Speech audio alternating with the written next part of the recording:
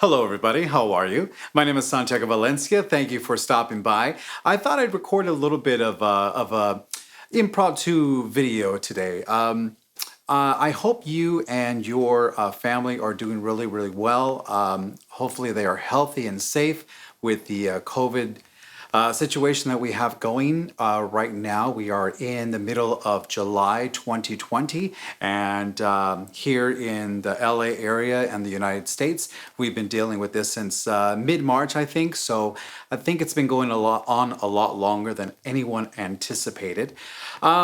So again, I just hope that you and your family are doing very well and that you are healthy and safe and hanging in there. You know, there's nothing else we can do but hang in there and hope that this ends really, really soon. That being said, I've been doing a lot of soul searching in the last few weeks, few months, but especially the last few weeks. And I thought I'd share some things that that I've thought of. Some of my soul searching with you.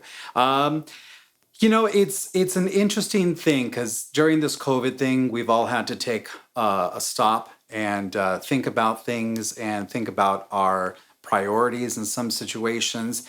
But it's also maybe given us an opportunity to reinvent ourselves and possibly even redirect ourselves when it comes to our personal lives as well as our professional lives. And in our professional lives, I think we have had a good amount of time to, think things, and I know that it has been that situation for me. For now about 3 years or so, maybe a little bit longer, I've been doing my journey in becoming a film composer and a musician that actually makes his living full time doing that. And it's been a journey. It really has. It's been challenge after challenge, which is great, which is exactly what I expected. But more than anything, it's been a learning experience for me.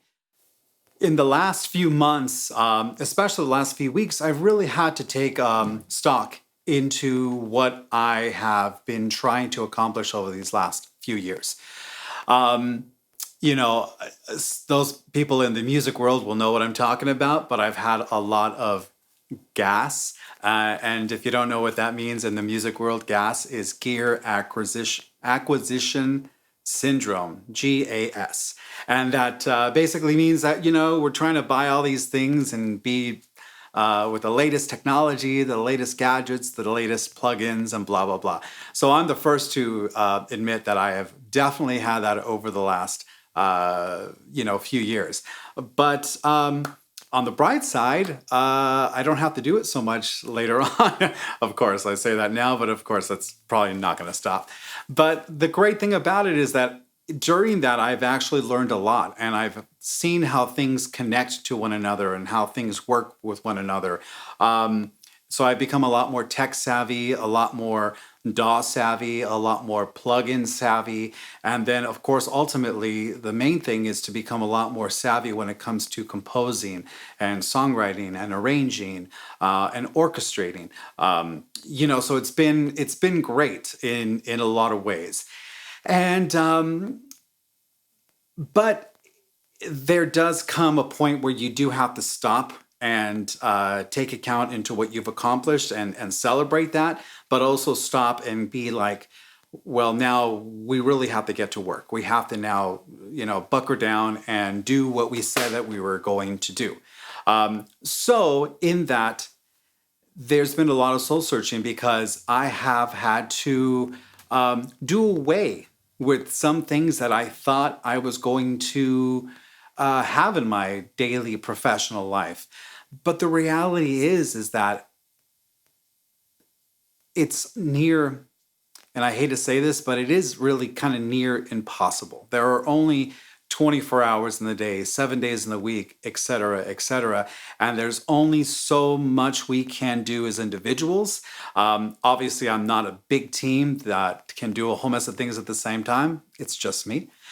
So we do have to learn how to say no to certain things. Maybe forever, maybe for now. So we have to cut the fat and we really have to decide what is our actual priority in our professional lives, even our personal lives. But I'm speaking more about our professional lives right now. And we have to focus and prioritize and decide what we're going to focus on, what we're going to specialize in. And that has been my big heart to heart with myself over the last few weeks. So what I actually decided was to really focus on my two main things when it comes to music. One, performing. I've loved to perform. I've always loved to perform. And truth be told, the stage is kind of like my second home. It really, really is. And the second thing is just being a composer. Maybe doing some songwriting later on down the line, but really I think the big thing for me is being a composer, which is probably why I focused so much these last few years on learning how to orchestrate, learning what instruments do what and how to combine things, but then also learning the other side of the technology and how to put it all together, because here in 2020 we are kind of expected to do that on our own. We have to do everything basically in our own studios, whether it be at a real studio or our home studios. Here I'm set up in our garage. So for now, this is where I call my studio. Hopefully one day I'll have an actual room that has air conditioning. But for now, it is what it is. So I've made that decision, and I feel good about it. It took me a while to come to terms with it, but I feel good about it, and I feel like with those two things, I can go with a happy heart in moving forward with that.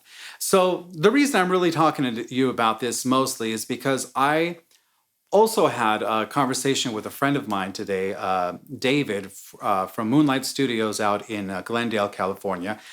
Great guy. Him and Jeff I've worked with for the longest time. I can't even remember what year, but it had to be somewhere in the early 90s where we started working together. And he told me a funny story today that he, through COVID, they've actually become a lot more busy than they typically were. And I was happy to hear that in two respects. One, because I'm happy that they're doing well with their business. But then the second reason is because it dawned on me that that means that there's a lot of people still going and recording and doing their projects and moving forward with their musical careers and ideas, which I thought was fantastic.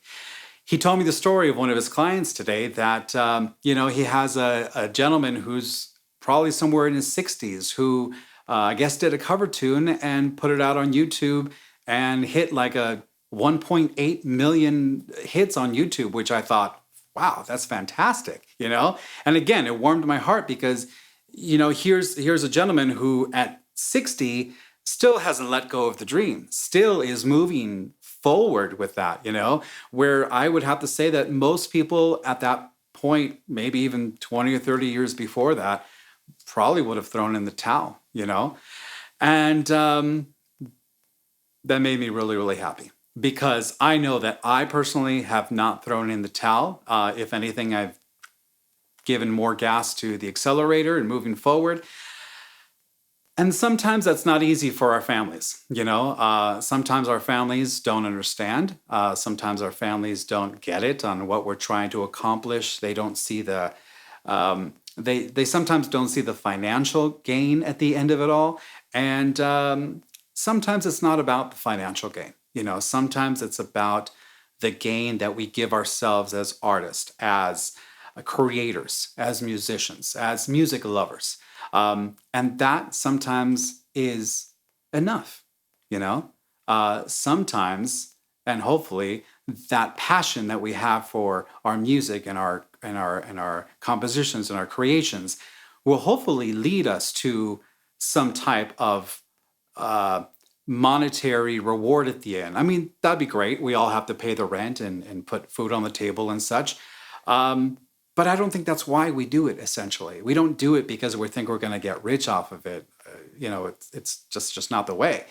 But if we keep moving forward with our passion and determination and our hard work every single day, I do believe that we can get there and at the very least make a living for ourselves and for our family, doing exactly what we want to do, what we set out to do, and what our heart and soul tells us we're here to do, you know?